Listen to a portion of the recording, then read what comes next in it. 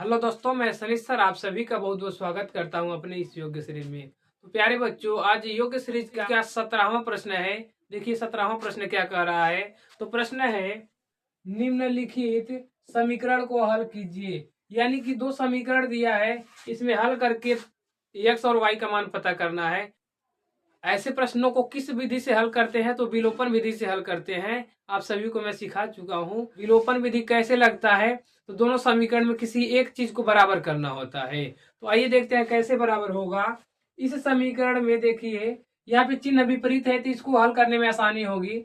यानी यहाँ पे क्यू या क्यू वाई है, यहाँ पे पी वाई है। अगर इस समीकरण में अगर हम पी से गुणा कर दें और इस समीकरण में अगर हम क्यू से गुणा कर दें तो शायद दोनों बराबर हो जाएगा। देखिए पी का गुणा क्यू में करेंगे तो पी क्यू वाई होगा, क्यू का गुणा पी में होगा तो क्यू पी वाई होगा। दोनों सेम हो जाएगा तो आराम से हल हो जाएगा। तो यहाँ पे लिखना पड़ेगा, लिखेंगे समीकरण एक में पी तथा समीकरण दो में क्यू से गुणा कराने पर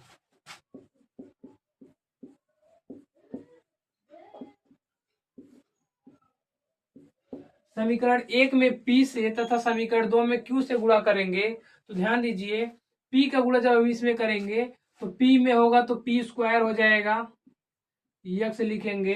यहाँ प्लस है तो प्लस लिखेंगे। पी का गुणा क्यू में होगा तो पी क्यू हो जाएगा, और वाई है तो वाई बराबर इसमें भी होगा तो पी स्क्वायर हो जाएगा, माइनस इसमें होगा तो पी क्यू हो जाएगा। पी का गुणा हम सब में करा दिए, इसको समीकरण तीसरा मान ले रहे हैं।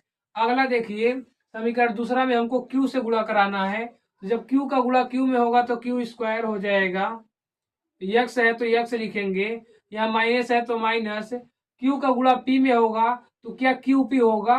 और ध्यान दीजिएगा, क्यू पी लिख सकते हैं या पी क्यू लिख सकते हैं। क्यों? क्योंकि अगर हम 2 का गुणा 5 में कराएंगे तो भी 10 होगा, और 5 का गुणा 2 में कराएंगे तो भी 10 होगा। इसीलिए हम इसको क्यू पी लिखे या पी क्यू लिखे, तो हम पी क्यू लिख दे रहे हैं। वाई है तो वाई बराबर क्यू का गुणा इसमें करेंगे तो हो जाएगा क्यू पी, प्लस है तो प्लस क्यू का गुणा क्यू में होगा तो कितना हो जाएगा, क्यू स्क्वायर हो जाएगा। समीकरण हम चौथा मान लेते हैं। अब ध्यान दीजिए, इस समीकरण में पी क्यू वाई है, इसमें भी पी क्यू वाई है, चिन्ह विपरीत है। जब दो समीकरण में कोई चीज सेम रहे और चिन्ह विपरीत रहे तो उसको जोड़ लिया जाता है। तो लिखेंगे समीकरण, यहीं पर हम जोड़ दे रहे हैं, समीकरण 3 + 4 से। समीकरण 3 में जब 4 को जोड़ेंगे तो क्या होगा, ये तो साफे कट जाएगा। इसको लिखेंगे P square x plus Q square x बराबर, इसको इधर जोड़ लेंगे, बराबर की इधर वाले को इधर जोड़े, बराबर की इधर वाले को इधर, तो हो जाएगा क्या चीज, P square minus P Q plus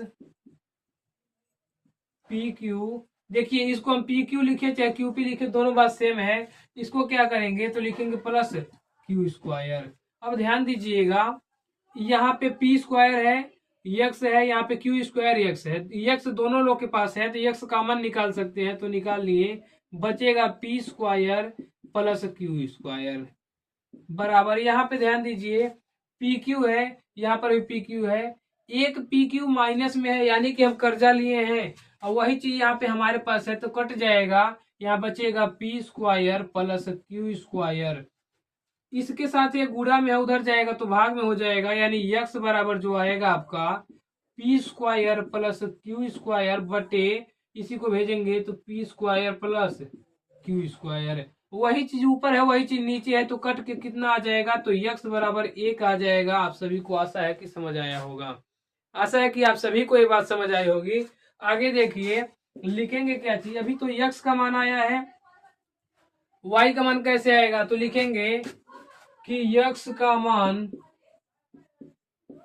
समीकरण 1 में रखने पर,